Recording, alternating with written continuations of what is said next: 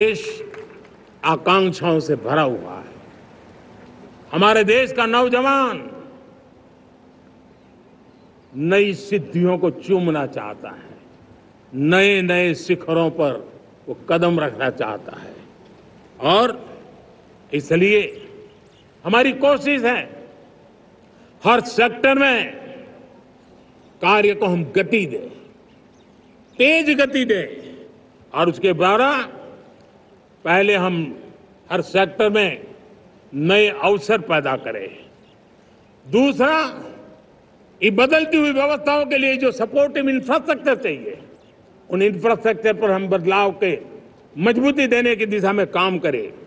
और तीसरी बात है, नागरिकों की मूलभूत सुविधाओं के विषय में हम प्राथमिकता दें, उसको बल दें। इन तीनों भारत में एक एस्पिरेशनल सोसाइटी का निर्माण किया है और उसके परिणाम स्वरूप आज समाज खुद एक विश्वास से भरा हुआ है। हमारे देशवासियों की आकांक्षा है, उनके एस्पिरेशंस, हमारे नौजवानों की ऊर्जा हमारे देश के सामर्थ्य के साथ जोड़ करके हम आगे बढ़ने की एक ललक लेकर के चल रहे हैं। मुझे विश्वास है रोजगार और स्वरोजगार नए रिकॉर्ड के अवसर पर हम काम किया है। प्रति व्यक्ति आज आय दोगुनी करने में हम सफल हुए हैं। ग्लोबल ग्रोथ में भारत का योगदान बड़ा है। भारत का एक्सपोर्ट लगातार बढ़ रहा है। विदेशी मुद्रा भंडार लगातार बढ़ा हुआ है, पहले से 2 गुना पहुंचा है। ग्लोबल संस्थानों का भारत के प्रति भरोसा बढ़ा है। मुझे विश्वास है भारत की दिशा सही है, भारत की गति तेज है और भारत के सपनों में सामर्थ्य है, लेकिन इन सबके साथ संवेदनशीलता का हमारा मार्ग हमारे लिए ऊर्जा में एक नई चेतना भरता है। मम भाव हमारे कार्य की शैली है।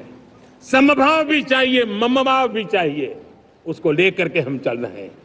साथियों, मैं जब कोरोना काल को याद करता हूं, कोरोना की वैश्विक महामारी के बीच सबसे तेजी से इकोनॉमी को बेहतर बनाने वाला कोई देश है तो वो देश भारत है। तब लगता है कि हमारी दिशा सही है।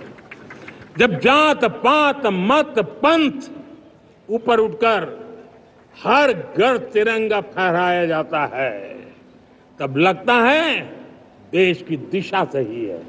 आज पूरा देश तिरंगा है, हर घर तिरंगा है। न कोई जात है, न कोई पात है, न कोई ऊंच है, न कोई नीच है, सभी भारतीय है।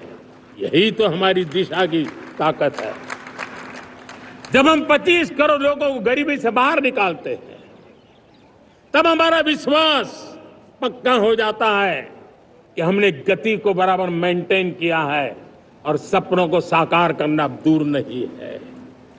जब 100 से अधिक आकांक्षी जिले अपने अपने राज्य के अच्छे जिलों की स्पर्धा कर रहे हैं, बराबरी करने लगे हैं, तो हमें लगता है कि हमारी दिशा और गति दोनों सामर्थ्यवान है।